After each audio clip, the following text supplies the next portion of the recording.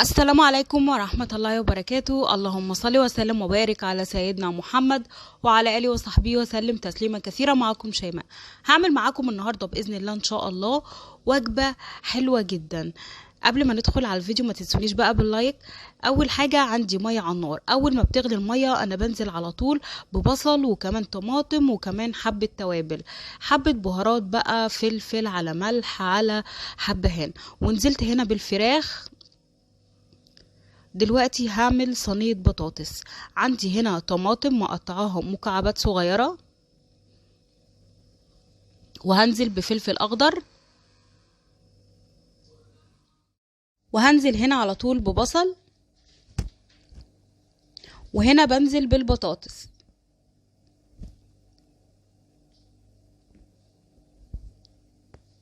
دلوقتي كده عندي هنا معلقتين كبار من الصلصة، هنزل عليهم بالتوابل. التوابل عبارة عن ايه؟ بابريكا، مكعب مرقة، وكمان فلفل، وكمان كزبرة، وكمان رشة بسيطة جدا من القرفة والزنجبيل.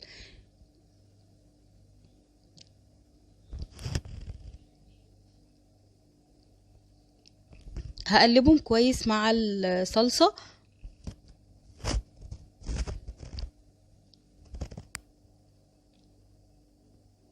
هضيف عليهم هنا معلقة كبيرة من الزيت، وهقلبهم كويس جدا بالشكل ده.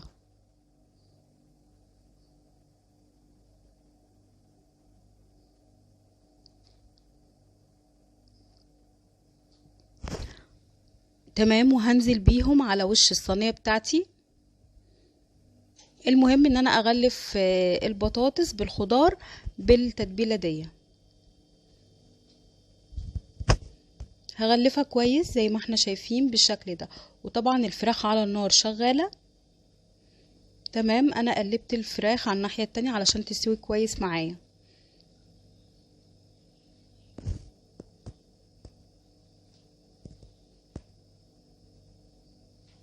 ادي كده خلاص انا غلفت كل صينية البطاطس بالتتبيلة دي.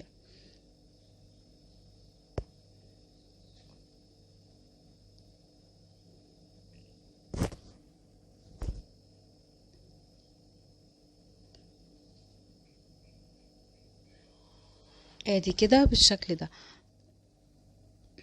صينية البطاطس انا هدخلها الفرن على طول، فانا مش هضيف لها شوربة ولا مية ولا اي حاجة. كل اللي عليا ان انا هغلفها كويس جدا، مهم جدا علشان تستوي صح. تمام، بتطلع حلوة جدا. بصوا مش عايزة اقولكم بتطلع ازاي، بجد بتطلع تحفة. وبتطلع البطاطساية كده اللي هي مش مستوية خالص، بتطلع لذيذة جدا. تمام، انا دلوقتي هغلفها زي ما احنا شايفين كويس بالشكل ده، وهدخلها الفرن وبسيبها لحد ما تستوي. اول ما بتستوي على طول انا برفع من عليها الغطا وبفتح عليها الشواية علشان تاخد لون حلو. اسهل صينية بطاطس ممكن تعمليها، واطعم صينية بطاطس ممكن تاكليها هي بالطريقة دي.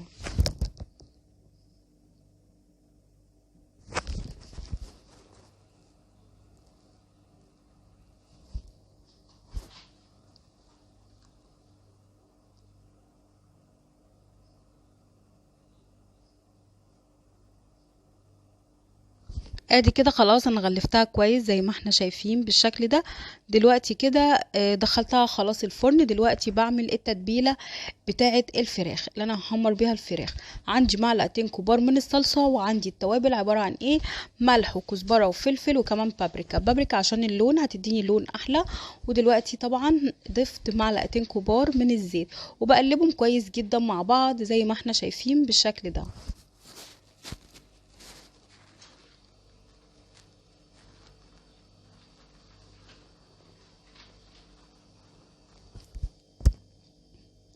تمام كده، دلوقتي هبتدي اعمل الرز.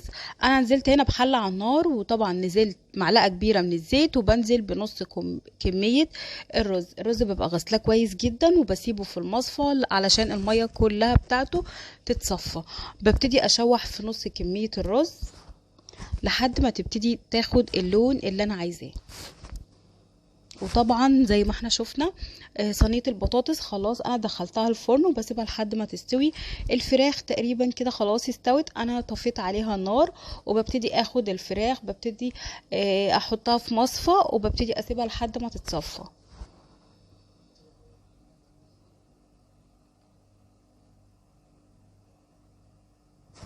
كده خلاص نص كمية الرز اللي معايا استوت او اخدت لون، ابتدت تاخد لون. هبتدي انزل بنص كمية الارز التانية وهبتدي ارجع كده اشوح فيها كويس جدا زي ما احنا شايفين. طريقة الرز دي بسيطة جدا. طبعا الرز المفلفل من الحاجات الحلوة جدا اللي احنا بنحبها. دلوقتي هضيف عليها مكعبين ماجي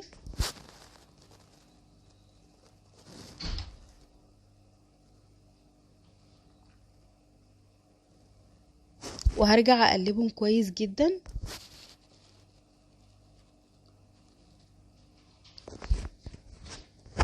تمام.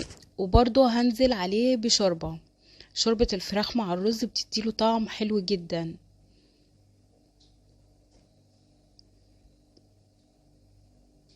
ادي كده بنزل عليه بشوربة الفراخ. تمام.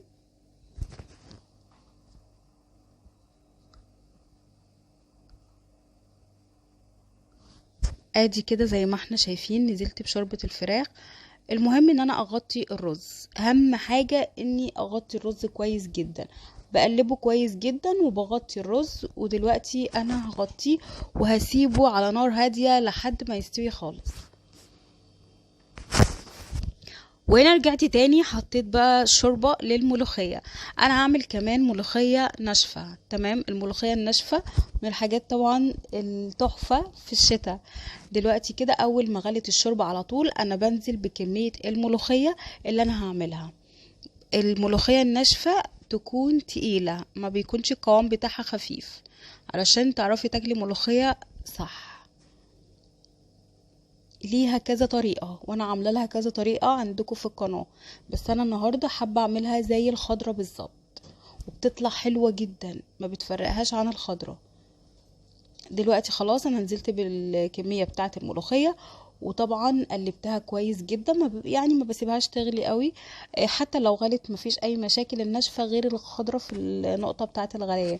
تمام. دلوقتي كده ادي كده بشوف القوام بقى هنا كويس خلاص كده يعني القوام ظبط معايا. دلوقتي هحط الطاسة على النار وهبتدي على طول انزل بمادة دهنية. محضرة بقى الثوم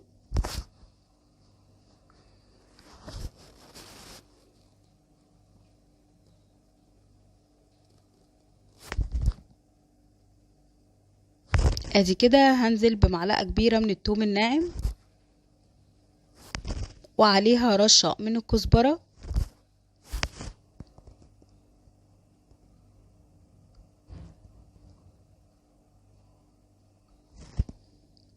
تمام.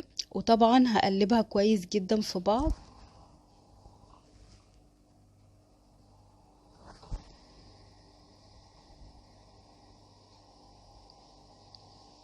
وهنزل على طول بالملوخية عليها. وطبعا الرز خلاص استوى. تمام. الفراخ انا دخلتها في الفرن. انا في كده حاجه ما صورتهاش، وهي اني لما غلفت الفراخ بالتتبيله تمام بدخلها الفرن وبس بفتح عليها شوايه بس لحد ما تاخد لون، وده شكل الاكل النهائي. عملنا مع بعض بقى الفراخ دي بتطلع حلوه جدا يا جماعه بالتتبيله دي. وكمان عملنا الملوخيه الناشفه وكمان عملنا الرز المفلفل وعملنا احلى صينيه بطاطس مشويه في الفرن. دي اكلتي النهارده. اتمنى الفيديو يكون خفيف عليكم ويكون فيه افاده لكم. ما تنسونيش بقى باللايك وشير للفيديو. الناس اللي داخله جديد على القناه ما تنسوش بقى الاشتراك وتفعيل الجرس علشان اي جديد كده بنزله يوصلكم على طول. واستنوني ان شاء الله.